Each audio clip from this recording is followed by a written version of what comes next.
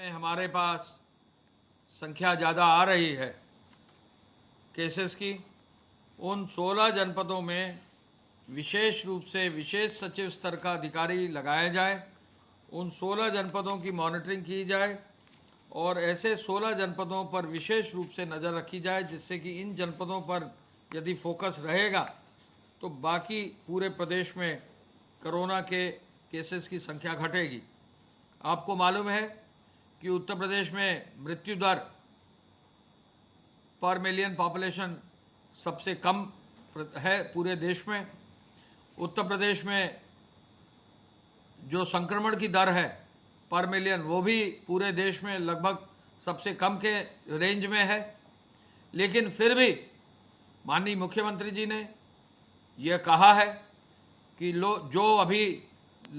जो लगभग 5000 नए केसेस प्रतिदिन आ रहे हैं, इसको हर हालत में कंटेन किया जाए। पहला टारगेट ये होना चाहिए और इसके लिए कॉन्टैक्ट ट्रेसिंग पर विशेष बल उन्होंने दिया है। दूसरा, डेथ रेट को हर हालत में उसको भी बहुत ही जो है माइक्रो सर्वेलेंस से उसको भी सुनिश्चित किया जाए कि डेथ रेट कम से कम हो।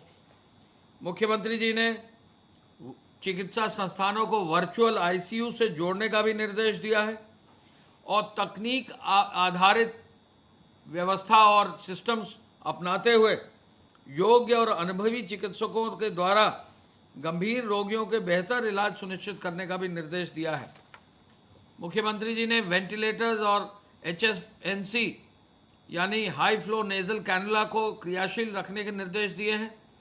उन्होंने जिन जनपदों में एक सप्ताह में प्रतिदिन लगभग औसत 100 केसेस जहां आ रहे हैं, ऐसे जनपदों के लिए एक नई और मजबूत रणनीति माइक्रो प्लानिंग के साथ मुख्य सचिव, मुझे स्वयं अपर मुख्य सचिव स्वास्थ्य और अपर मुख्य चिकित्सा शिक्षा के लिए निर्देश दिया है कि चिकित्सा विशेषज्ञों के साथ साथ प्रशासनिक अधिकारी भी यहाँ लगाए जाए।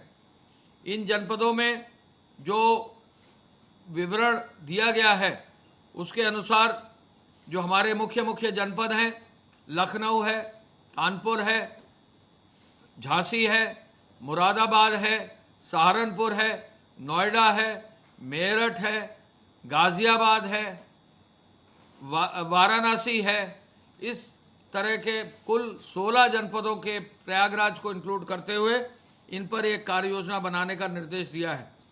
मुख्यमंत्री जी ने यह भी कहा है कि उत्तर प्रदेश में जो टेस्टिंग हो रही है उसकी सराहना पूरे देश में हो रही है और उत्तर प्रदेश में RT-PCR की भी टेस्टिंग लगभग 1/3 हो रही है, यानी 1.5 लाख में करीब 50,000 RT-PCR के टेस्ट है। लेकिन चूंकि ये गोल्ड स्टैंडर्ड है और ये टेस्ट जो है एक तरह से कह लीजिए काफ़ी एक्यूरेट टेस्ट है, तो इसको और मजबूत करने का निर्देश उन्होंने दिया है। हाई रिस्क ग्रुप को लक्षित करते हुए टेस्टिंग की जाए। कोशिश ये की जाए कि टेस्टिंग फोकस्ड हो, यानी जहां आवश्यकता है वहां की जाए और ये भी कोशिश है कि हम इस 1/3 का जो रेशियो है RT-PCR का, इसको भी आगे बढ़ाएं। उन्होंने L2 और L3 अस्पतालों के बेड्स की संख्या के वृद्धि के निर्देश दिए हैं। सोशल डिस्टेंसिंग और मास्क का प्रचार भी हो रहा है, लोगों को बताया भी जा रहा है, लेकिन कई जगह जो है लोग इसका पालन नहीं कर रहे हैं। मुख्यमंत्री जी ने फील्ड में पुलिस को ये निर्देश दिए हैं कि जहां भी वो लोगों को चेक करे, एक प्रॉपर सिस्टम के तहत चेक किया जाए। पुलिस जो है लोगों को सकारात्मक रूप से समझाए कि कैसे मास्क लगाना जरूरी है और कोशिश करें कि कहीं भी किसी भी तरह की किसी को कठिनाई ना हो। माइक्रो कंटेनमेंट जोन बनाने का भी निर्देश उन्होंने सभी जनपदों के लिए दिया है, उसकी भी एक स्ट्रैटेजी बनाकर सामने लाने का निर्देश आज उन्होंने दिया है। मुख्यमंत्री जी ने पब्लिक एड्रेस सिस्टम को आगे बढ़ाने का निर्देश दिया है। हम बताना चाहेंगे कि विभिन्न मंडलों में अब तक 2828 पब्लिक एड्रेस के स्थायी सिस्टम लगा दिए गए हैं।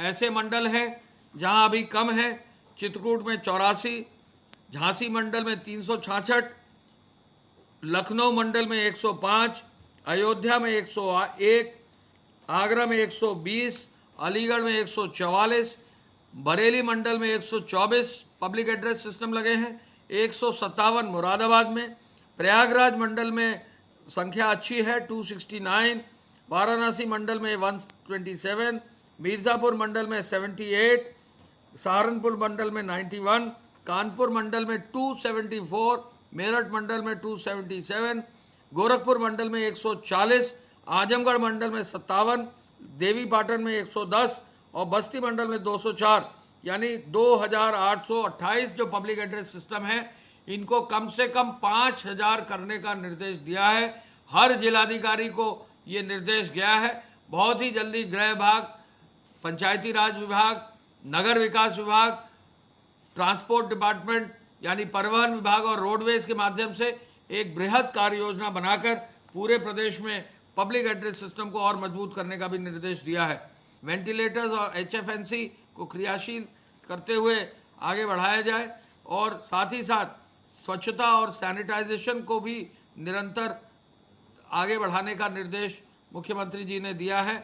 मैं ये भी बताना चाहूँगा कि इसमें जो अभी तक जागरूकता है वो जागरूकता लोगों में इस आधार पर भी बढ़ाए जाने का निर्देश दिया गया है कि अभी त्यौहार आने वाले हैं। सभी त्यौहार, अब ये त्योहारों का सीज़न होगा अक्टूबर में, नवंबर में, तो ऐसे में त्योहारों को कोशिश लोगों की होनी चाहिए कि वो घर में ही मनाएं, कहीं सार्वजनिक कोई आयोजन न करें। त्यौहार को मनाने में कोविड-19 के प्रोटोकॉल का पालन करें और सोशल डिस्टेंसिंग भी सुनिश्चित करें। स्मार्ट सिटी योजना, अमृत योजना की भी समीक्षा मुख्यमंत्री जी ने की। घोषित विशेष आर्थिक पैकेज का पूरा लाभ योजनाबद्ध रूप से प्रदेश ले, ये निर्देश दिया। कामगारों, स्ट्रीट वेंडरों को ऋण प्रदान किया जाए, ये निर्देश दिया। MSME के पैकेज के माध्यम से लोगों को लाभ मिले, एंटरप्रेन्योर्स को, स्टार्टअप्स को लाभ मिले, ये भी निर्देश दिया। बुंदेलखंड क्षेत्र में गौ संरक्षण केंद्रों को और मजबूत करने और वहाँ छुट्टा पशु ना रहें, ये निर्देश भी आज उन्होंने दिए हैं। हम ये भी आपको बताना चाहेंगे कि प्रदेश में गृह विभाग की ओर से फॉरेंसिक साइंस यूनिवर्सिटी की स्थापना की जा रही है। मुख्यमंत्री जी के आदेश पर कुलपति, कुल सचिव और वित्त अधिकारी के पदों का सृजन भी कर लिया गया है और निर्माण कार्यों के लिए लगभग प्रथम चरण में 20 करोड़ रुपए की धनराशि भी दे दी गई है। जो ये प्रस्ताव है ये पुलिस विभाग में ADG टेक्निकल एजुकेशन को नामित नोडल अधिकारी बनाया गया है और इसकी एक स्टीयरिंग कमेटी भी बनाई गई है जिसमें फॉरेंसिक विशेषज्ञ भी जो है अन्य प्रदेशों के रखे गए हैं। इस विश्वविद्यालय की स्थापना के लिए APJ अब्दुल कलाम यूनिवर्सिटी का भी सहयोग लिया जा रहा है, तकनीकी रूप से भी सहयोग लिया जाएगा और उनका जो सहयोग होगा इस रूप में होगा कि इस यूनिवर्सिटी को आगे चलकर बहुत ही मॉडर्न और बहुत ही अपग्रेडेड टेक्नोलॉजी के साथ बनाया जा सके। कल जो हमारे प्रदेश में बसें चली हैं, लगभग 11 लाख लोग बसों से चले हैं, 7371 बसों से। हम ये भी बताना चाहेंगे कि कल तक जो FIR दर्ज हुई हैं कुल मिला के 2,29,659 FIR दर्ज हुई है। 4,33,000 लोगों को बुक किया गया है। 73,905 वाहन सीज किए गए हैं। लगभग 84 करोड़ 60 लाख रुपया जमा किया जा रहा है। 925 EC एक्ट की FIR दर्ज करके 2,634 मामले जो है फेक न्यूज़ के दर्ज किए गए हैं। कंटेनमेंट जोन की संख्या अब घट रही है। प्रदेश में संक्रमण के आधार पर कंटेनमेंट जोन की संख्या अब घटना शुरू हुई है। अब मात्र 18,828 कंटेनमेंट जोन रह गए हैं, यानी जो संक्रमण का जो रेट है वो कहीं ना कहीं घटोतरी की तरफ दिखाई दिया है, इसका कंट्रोल दिखाई दिया है और अब केवल 1197 थाना क्षेत्रों में 14 लाख मकानों में 78 लाख लोग ही पाए जाएंगे कंटेनमेंट जोन में। एक समय था जब कंटेनमेंट जोन में 90 लाख से ज़्यादा लोग थे, यानी अब जो है लगभग 10 से 12 लाख लोग कंटेनमेंट जोन में कटे हैं, यानी उपचार हुआ है। और कंटेनमेंट जोन में जहां 50,000 से अधिक केसेस थे, अब मात्र 49,506 केसेस रह गए हैं और इंस्टीट्यूशनल क्वारंटाइन में 31,125 लोग रह गए हैं। यानी स्वास्थ्य विभाग के माध्यम से, स्वास्थ्य शिक्षा विभाग के माध्यम से पूरी कैंपेन स्ट्रैटेजी और टीम 11 के माध्यम से मुख्यमंत्री जी के मार्गदर्शन में जो कार्य चल रहा है, उस कार्य में निरंतर तेजी लाने के कारण, इफेक्टिवनेस के कारण अब कहीं ना कहीं ग्राफ कोविड का स्टेबलाइज होके कुछ हद तक कम होने की दिशा में भी आया है। प्रदेश की जो समीक्षा कल राष्ट्रीय स्तर पर की गई, उत्तर प्रदेश के कार्यों की सराहना की गई और उत्तर प्रदेश में जो ये पूरा कोविड का कैंपेन है उसमें मृत्यु दर भी कम पाई गई है और उसमें संक्रमण की दर भी कम पाई गई है। धन्यवाद। जय हिंद।